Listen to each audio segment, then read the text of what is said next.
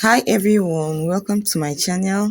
So in today's tutorial, I'll be teaching you how to make this beautiful structured sleeve.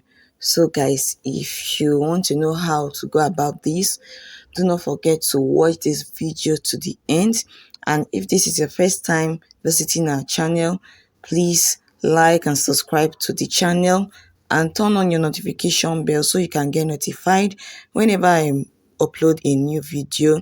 And if you are a returning subscriber, thank you for stopping by. Thank you for always watching my video. God bless you. I appreciate this. So guys, let's get straight into the video. So for this tutorial, we'll be using our boning. This is plastic boning, and our gum stay, and also we'll be needing our hair stay, and also your choice of fabric. So for this, I'll be using a lycra material. It's a little bit stretchy, so you can use crepe, you can use satin, just any material of your choice. So for the length of my sleeve, I'll be using 19 inch. Okay, so 19 inches. This totally depends. You can use less, you can use more. So, and also for the wideness, this is 6.5, 6.5 inch, 19 by 6.5 inch. Okay, so I've cut the lining piece for it. So I have two pieces, one for the lining, one for the main fabric. And also I'll be adding my gum stay. So please, when I was making this video, I'm supposed to use the hard gum stay. Okay, but what I have is the light one, so I'm going to be doubling it. So I'll just go, I'm going to be marking half of an inch, and also just go ahead and mark half of an inch as the start line, away from the start line. And also you're going to leave a space in between, let's say 3/4 of an inch, or you measure the wideness of your boning, so that will determine the wideness. So I left half of an inch, and also I marked 3/4 of an inch. I'm going to repeat the same thing. Measure half of an inch first, then you measure the size of your boning, the wideness of your boning. That will determine this other one. So mine is 3/4 of an inch. I'm just going to be marking 3/4 of an inch. Okay, so I'll head over to my sewing machine, and I'll go ahead and I'll stitch on these lines that I just marked together with my with my stay. Okay, so and also I'm going to be having two of this structure sleeve.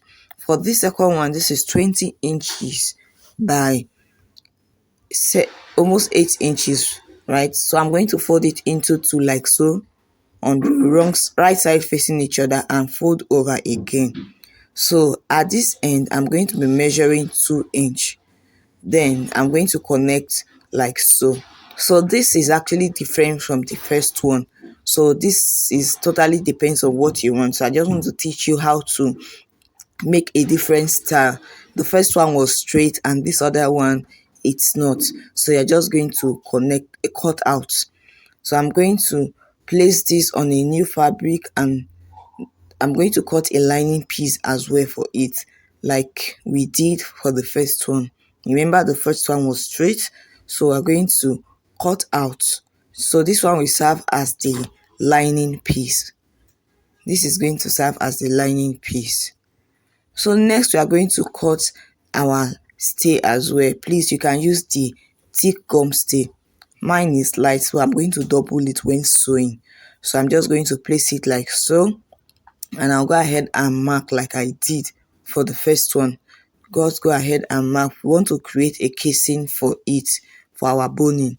So I'll head over to my sewing machine, and in case if this is wider, you can create another channel at the center.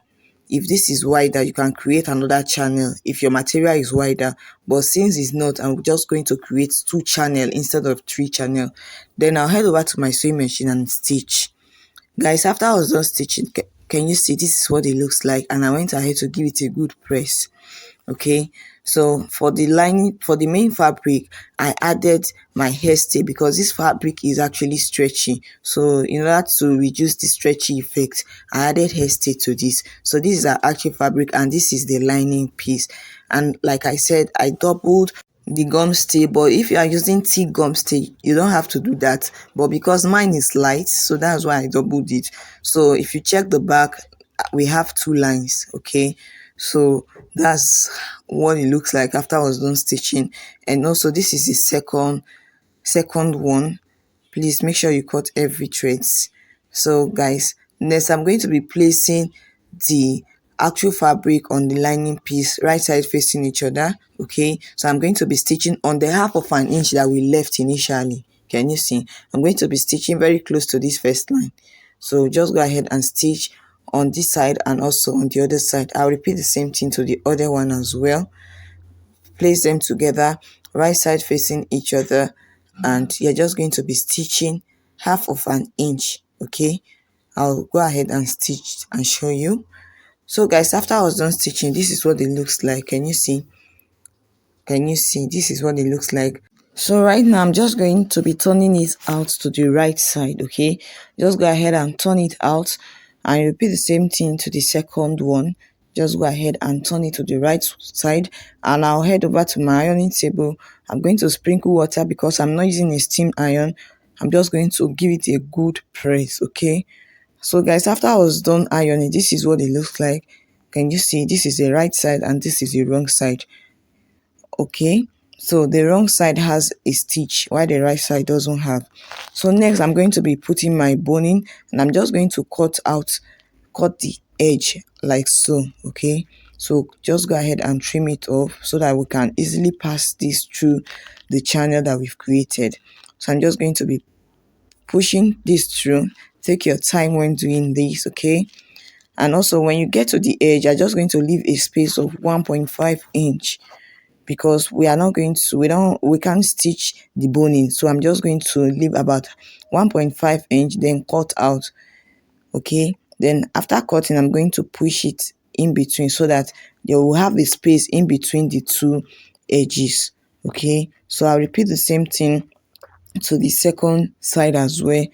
Go ahead and trim it like so, then you're just going to place it through. You can also use your masking tape to cover up the edge of your boning before inserting it. Take your time. I'm going to repeat the same thing to the other sleeve as well, and show you what it looks like. So take your time when doing this. Make sure you leave a space at the edge. Then you're going to cut out. Leave about 1 inch or 1.5. Then you're going to cut out. So guys, can you see this is already giving us what we want, that structured look. Okay, so guys, I'm going to repeat the same thing to the second sleeve, and this is it after I was done. So the next thing, I'm just going to be pleating it because we are going to be attaching this to our dress. You can go ahead and pleat this or with your needle and thread, then you fix it to your dress. Okay, and also because you are going to be doing this, you can get an applique or a design, then you place it on top so that the rough edge will not show. Or you can also stitch in such a way that you place the boning right side facing each other to your fabric, to your dress. It depends on where you are placing this, or you can decide to place it on your sleeve or and cover it up with your applique. So guys, I'll just finish up and show you what it looks like. Guys, can you see I didn't add trimmings to my own, but I was able to attach this to my dress. So this is already giving this beautiful look. Thank you all for watching this video to the end.